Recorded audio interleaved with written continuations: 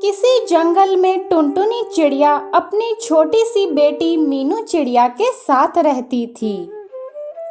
टुनटुनी अपने बगीचे में तरह तरह के फलों के पेड़ लगाया करती थी, जिन पर ढेर सारे मीठे मीठे फल लगते थे। वो उन फलों को तोड़कर बाजार में बेचा करती थी, जिससे उसकी अच्छी आमदनी होती थी।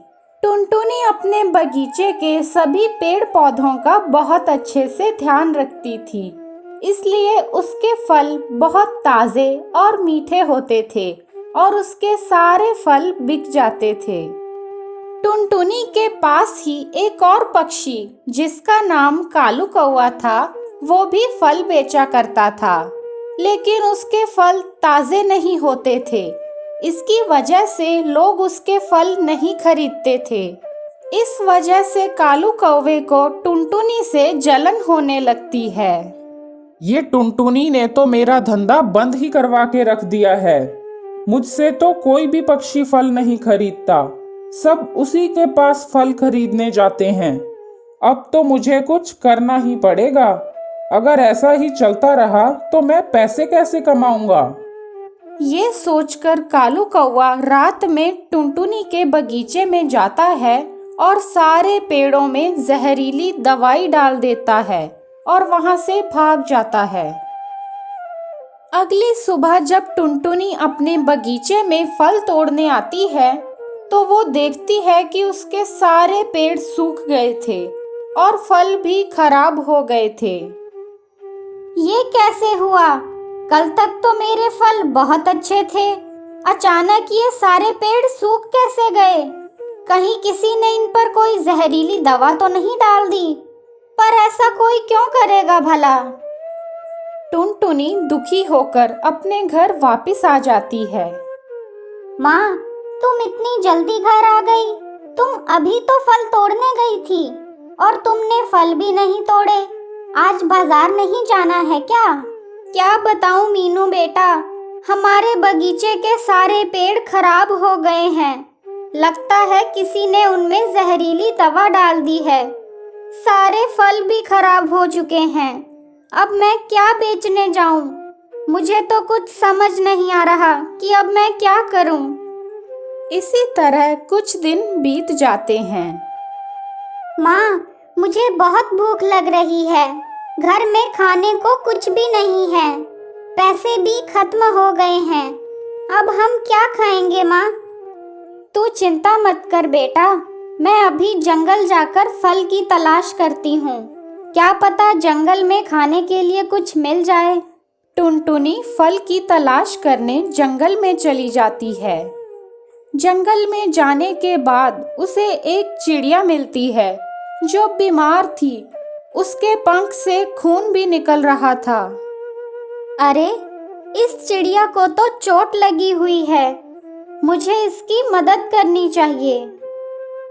ये कहकर टुनटुनी उस चिड़िया के पंख में जड़ी बूटी की दवा लगा देती है। कुछ देर में उस चिड़िया का पंख ठीक हो जाता है और वो उठ जाती है। तुम कौन हो बहन? तुमने मेरी बहुत मदद की है। आज तुमने मेरी जान बचाई है। मैं तो इस हालत में उड़ ही नहीं पा रही थी। तुम्हारा बहुत बहुत धन्यवाद। नहीं नहीं बहन, ये तो मेरा फर्ज था। ठीक है बहन, अब मैं चलती हूँ। मुझे अपनी बेटी के लिए फल ढूंढना है। वो बहुत भूखी है, मेरा इंतज़ार कर रही होगी। बहन, मुझे ये तो बताओ, तुम हो कौन और इतनी परेशान क्यों हो? तुम इतने घने जंगल में सिर्फ फल ढूंढने के लिए आई हो? टुनटुनी अपने बगीचे की बात उस चिड़िया को बताती है। और इसलिए मैं यहाँ जंगल में फल ढूंढने के लिए आई हूँ। बहन, तुम परेशान मत हो। तुमने मेरी मदद की है, इसलिए मैं तुम्हें कुछ देना चाहती हूँ। ये लो, ये जादुई बीज हैं। तुम इन्हें अपने बगीचे में बो देना। और ये लो, ये फल, इन्हें भी ले जाओ। ये फल तुम अभी खा लेना और अपनी बेटी को भी खिला देना। टुनटुनी वो फलों की टोकरी और बीज लेकर अपने घर आ जाती है। सबसे पहले वो अपनी बेटी को खाने को फल देती है और फिर अपने बगीचे में जाकर उन बीजों को बो देती है।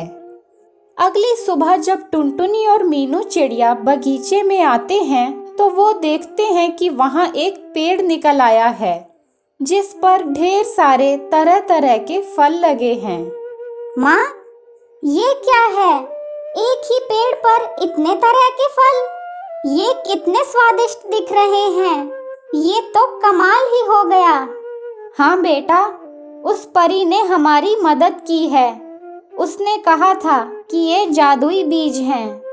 दोनों माँ बेटी बहुत खुश हो जाते हैं और उस पेड़ से फल तोड़कर बाजार में बेचने लगते हैं। अरे, ये टुनटुनी फिर से आ गई। पता नहीं अब ये कहाँ से फल ले आई। मैं क्या करूं इसका? जो भी हो, अगर इसके पास दोबारा कोई पेड़ आ गया है तो मैं उसे भी सुखा दूंगा। कालू कौआ फिर से टुनटुनी के साथ गलत करे उससे पहले ही रात को बड़ा तेज तूफान और बारिश शुरू हो जाती है, जिससे कालू कौए के सारे फलों के पेड़ टूटकर गिर जाते हैं। अगली सुबह जब कालू कौआ अपने बगीचे की हालत देखता है तो वो बहुत उदास हो जाता है। उसे अपनी गलती का एहसास हो जाता है। दूसरी तरफ टुनटुनी चिड़िया अपनी बेटी के साथ खुशी खुशी रहने लगती है।